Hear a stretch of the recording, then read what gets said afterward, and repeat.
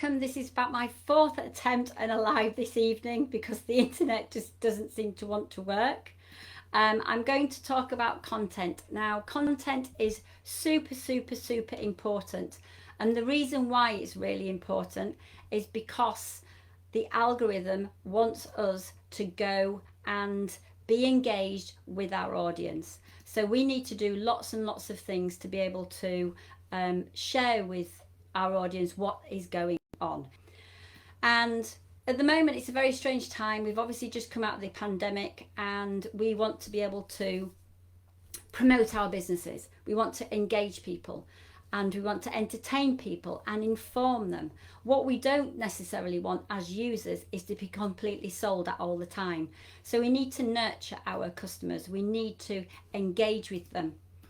And how we do that is making great content. So basically, it's not what you said, it's not what you did, it's how you made me feel.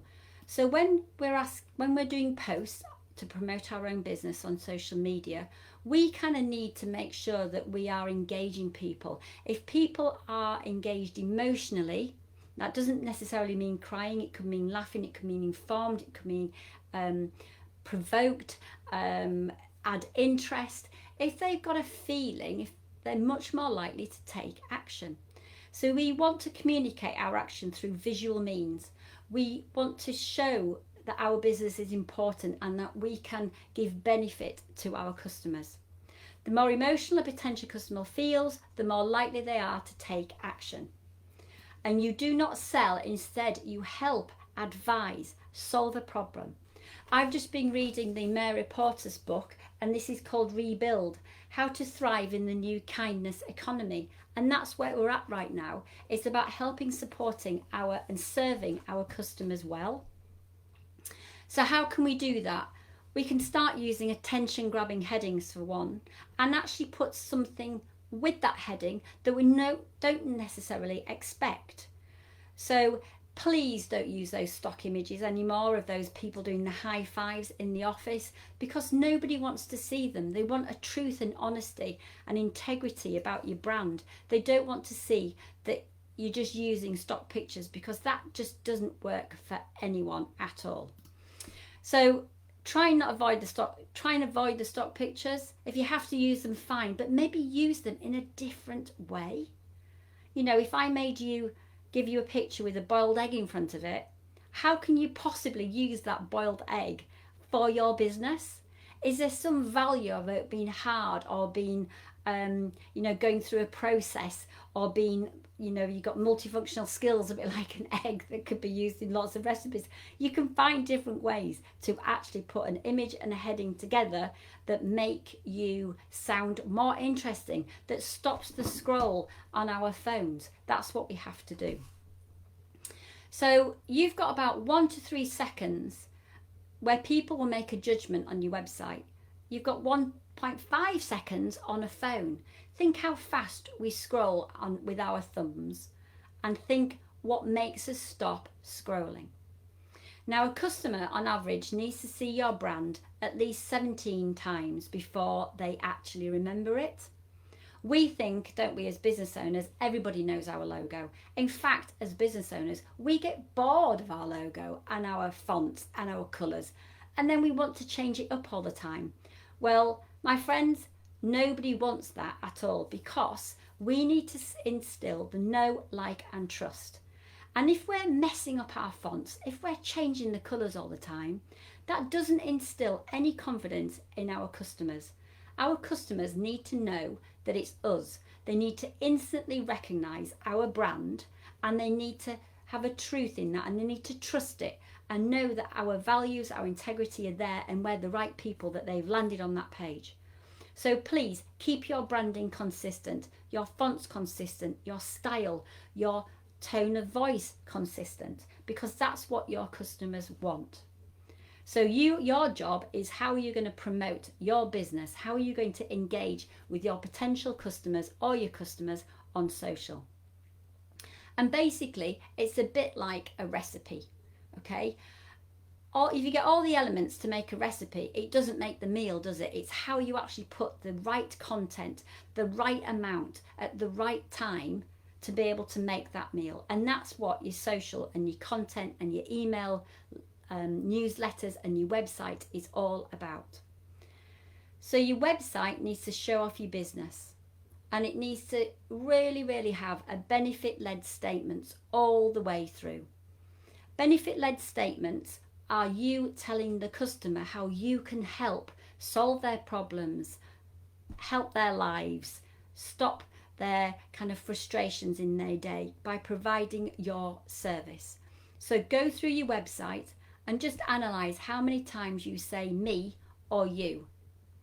Me is all about my business, what my credentials are, what are my qualifications, and you is all about how I help you. And there should be more yous than there are me's. So just have a look, just take a review. Your social media business pages, Facebook is basically, isn't it? It's about people, it's about consumers, it's about your friends. And so is Instagram. Instagram is much more visual. You've got Pinterest that's kind of coming to the fore, where people go on there to be inspired and research visually. You've got your Snapchat, you've got your LinkedIn, which is a business channel. So you've got to work these social media platforms to your benefit, and that's got to work with your actual business of what you are selling. And a benefit statements need to be threaded through all the way through. Typical benefit statement, so I could say, I'm Sarah Bates, I'm a graphic designer and trainer, and I help small businesses. Okay, that doesn't really tell you what I do. It doesn't solve any of your problems. So I might say, I'm Sarah Bates, and I specialise in helping small business owners grow their business through design and marketing. And then all of a sudden, I've talked about your business, how I can help you grow your business through design and marketing. And that clear benefit statement makes it really easy for people to make a judgment whether they want to engage with me or not. So on social media, we've got the algorithm, haven't we? And the algorithm, we can't fight it. We need to sweeten it, and it needs to be our friend. So you've got certain things that you need to do to make sure that your organic, and by organic I mean non-paid posts, actually get to the people that you want them to see. At the moment, 1% of all your organic social media posts are seen by 1% of your followers or your connections. 1%, so 1 out of 100. So you've got to do things that sweeten the algorithm. You have got to do things that you know when your audience is online, and you post when your audience is online. You've got, and that means the day and the time. So you're fresh in their news feeds for when you come and you put your post on there. You must use hashtags. Hashtags are there for people to search, to find information quickly that's all in common with that one hashtag. And Instagram would like you to use 30. People would say that's hideous amounts. How do I know what to use? Instagram, Facebook, LinkedIn, all now use hashtags from when Twitter used to use them, and it's a search term. So find some that are not generic, that are specific to your business, and some demographic ones that are specific to your location. And so you've got to post when your audience are online. You have got to make engaging posts, and you have got to have engagement on your post. So if any person comments on any one of your social media posts, you must reply, because that's like saying, hi Sarah, and you walking off. You must reply. It's about developing relationships. Know, like, and trust is not based on relationships with strangers. It's about getting to know one another and helping one another. So you've got to make regular posts. And what I would say is join groups that have the same audience but are not your competitors. And I call those complementary businesses. So if you are a wedding photographer, I would expect you to join groups that are linked with all those industries around the wedding. So the venue, the events, the card displays, the wedding dress businesses, the events businesses, all those things wrapped around that business are using the same audience. And it's a complementary business, so it's not in direct competition. And they're your audience, so I would join those groups and I would comment and be the voice of authority and give information, help people and support people, and they're more likely to then engage with you as a business. And ideally, use email. Use email newsletters, start collecting a database of people, and use your email database, because that's your information. That's your gold dust. That's what makes your business, is your email list, because they are already engaged people. So use your existing customers and try and get reviews out of them. Get them to recommend other people, because that's how do we like businesses? We get them through recommendations, don't we? So start making your Google business really work for you and get some reviews going on. What else can you do? You analyze your competitors. Just see what they do, but don't get that whole overwhelmed that they're doing it so much better than you. We've all been there and it's not a great place.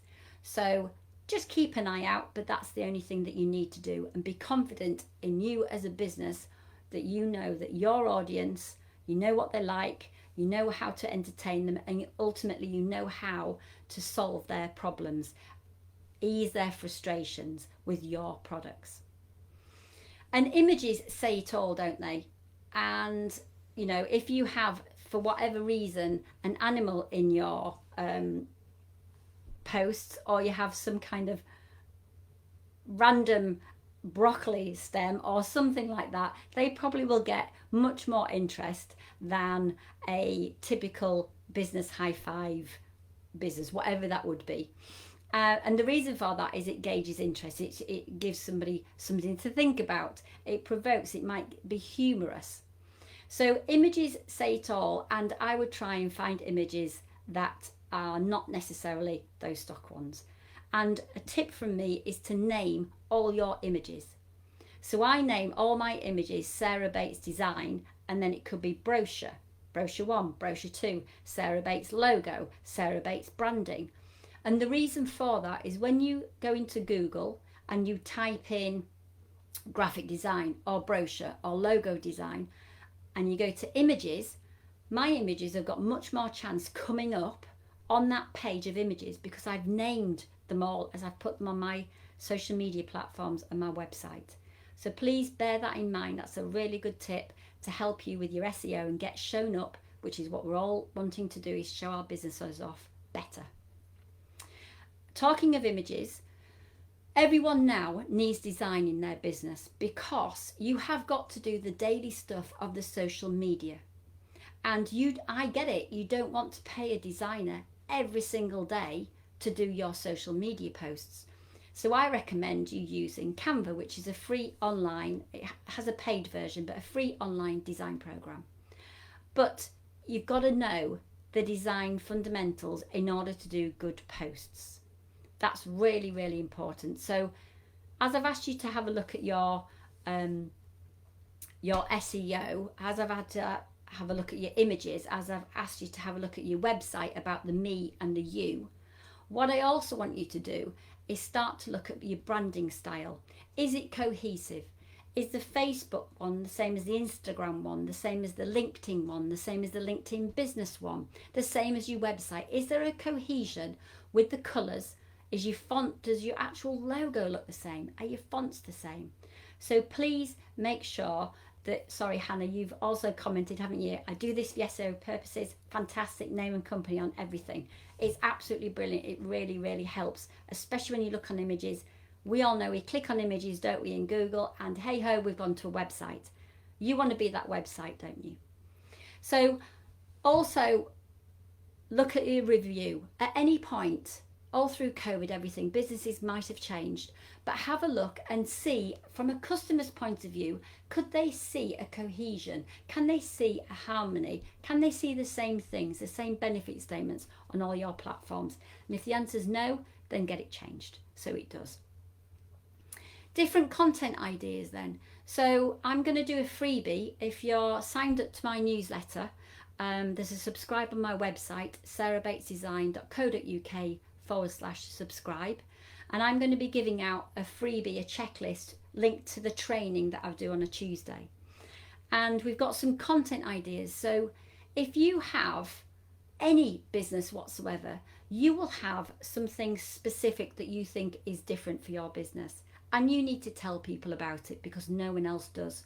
Unless cleverly you get your customers to do a review on your business, on your product. You know, like in Amazon, everybody is asked for every single thing we buy to do a review. Maybe start that process off just gently, because people are likely right now to help other businesses, and what's better than getting a really honest, fantastic review? You've got articles specific to your business. I have Creative Review where it tells you about young designers or competitions or a great advert that's just come out. So you'll have journals and articles and newsworthy elements linked to your business. And people who are following you are engaged in your business and what you do. And you can inform them, you can entertain them with certain articles. You can give them stuff to read that actually extends their knowledge. You can also explain techniques. You can give top tips. How-to guides is really important.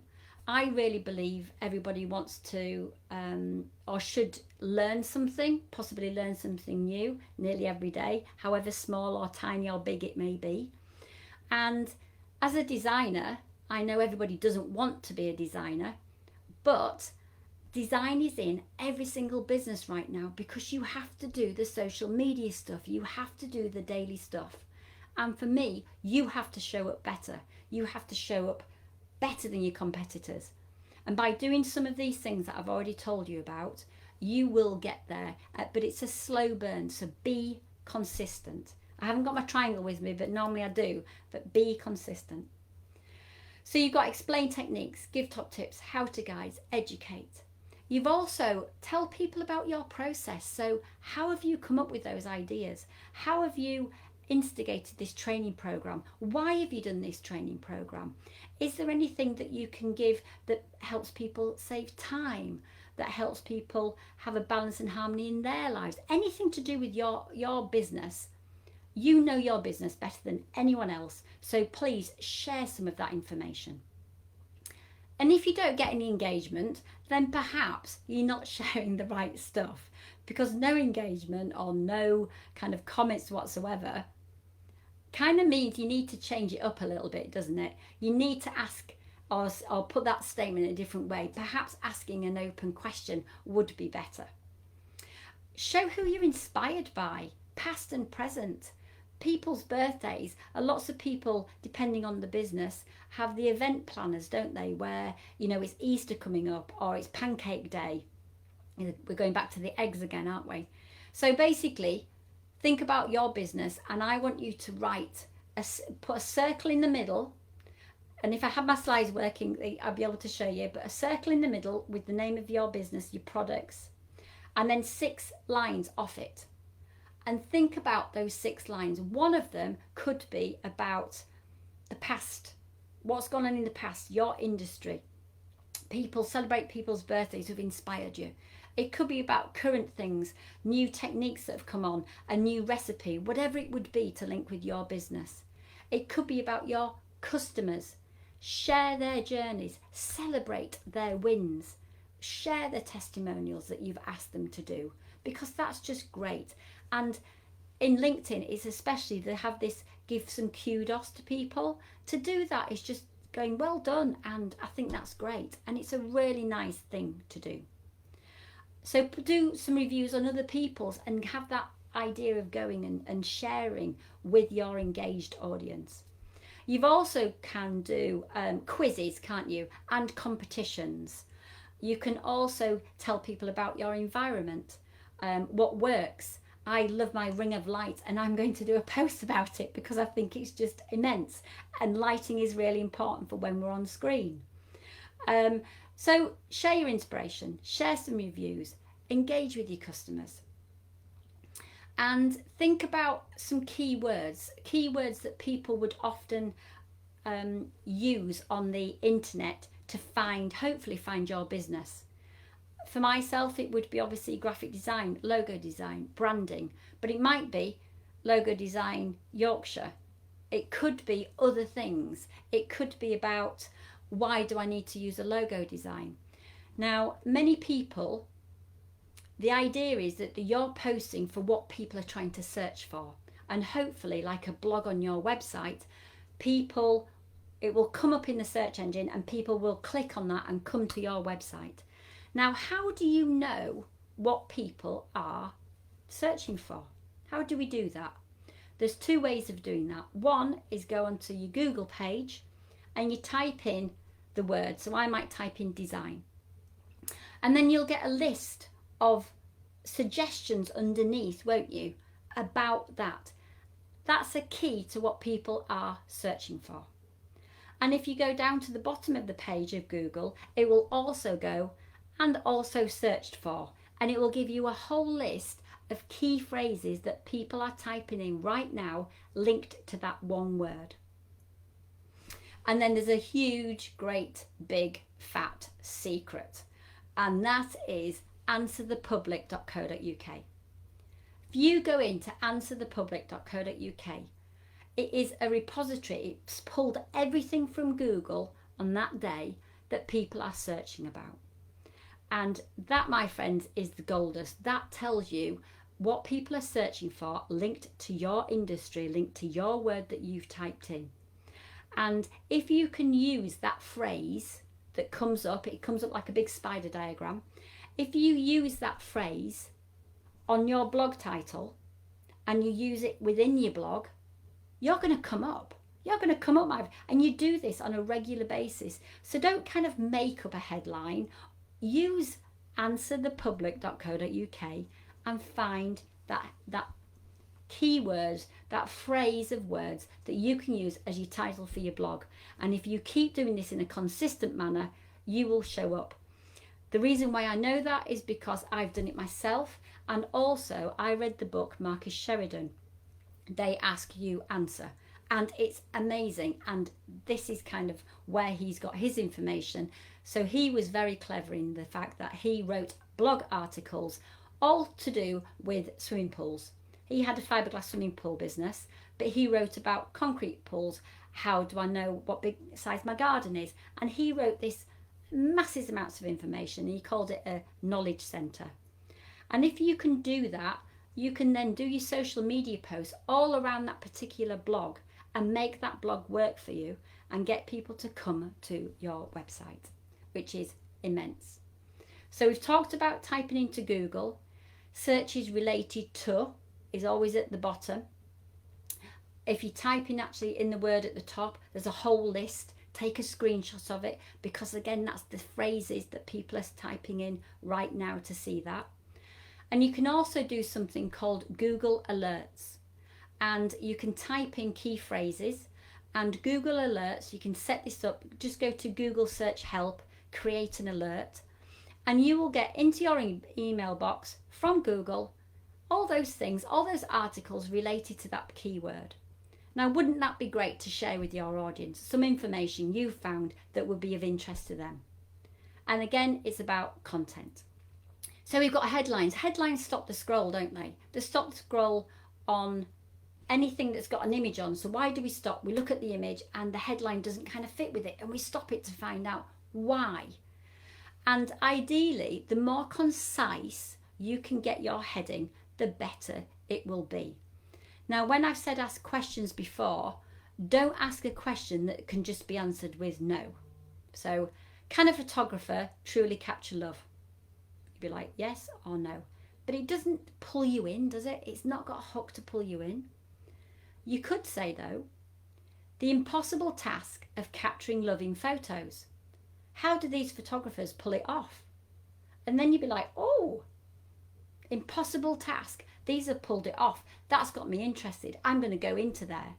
So just think differently about your headlines and think how you can attract other people. How can you gauge something, some interest by saying it a little bit differently?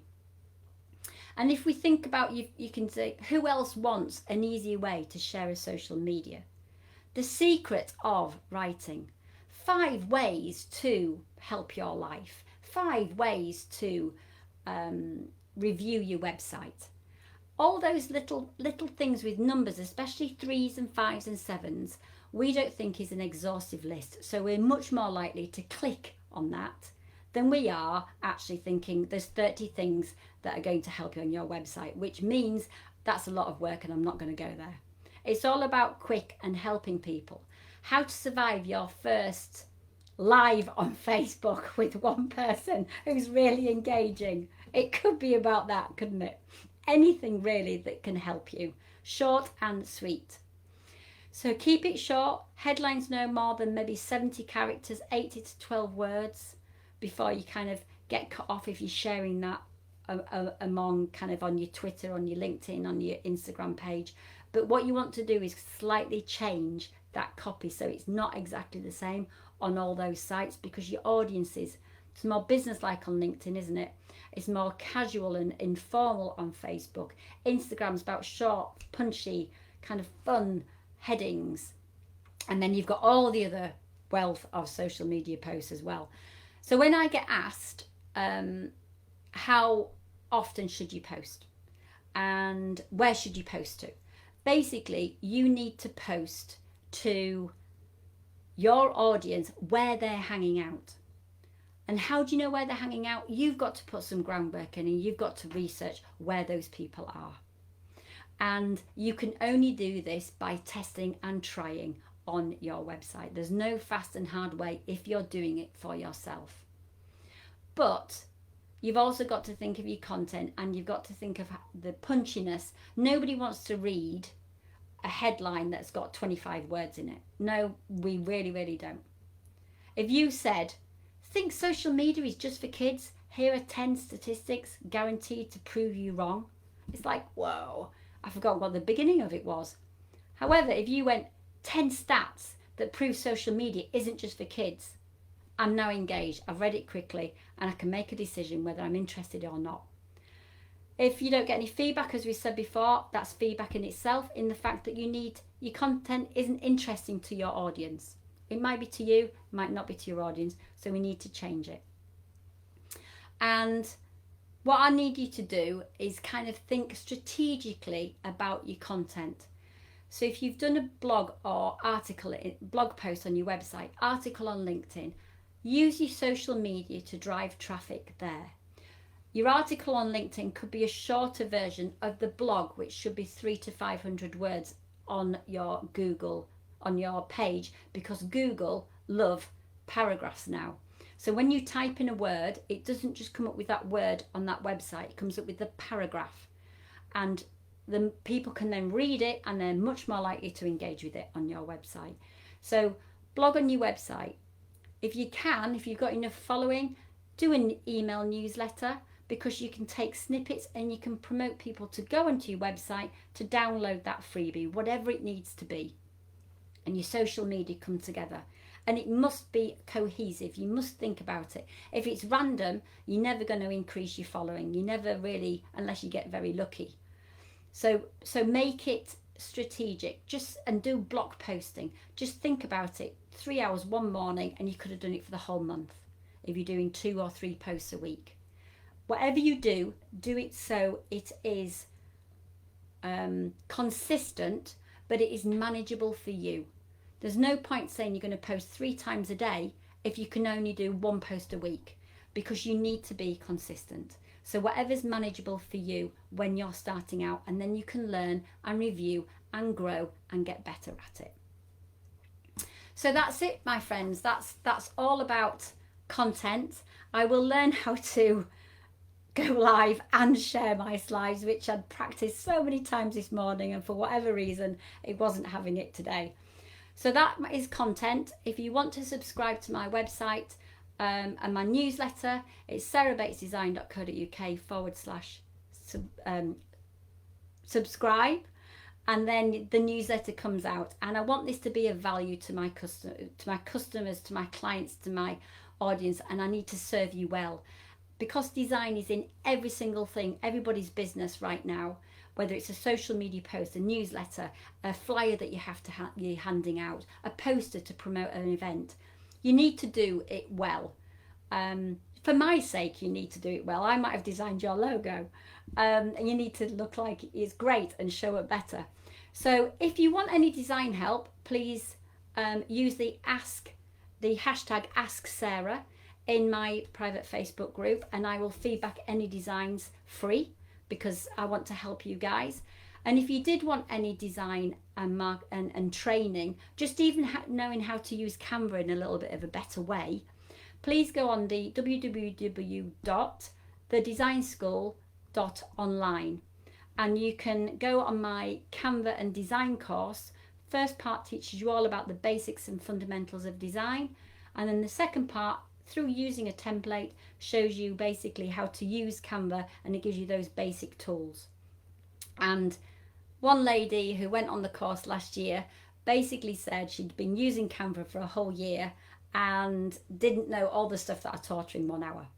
So if you are interested, please head over to thedesignschool.online, and that's it, my friends. So I will see you next week on Tuesday, hopefully a little less fraught.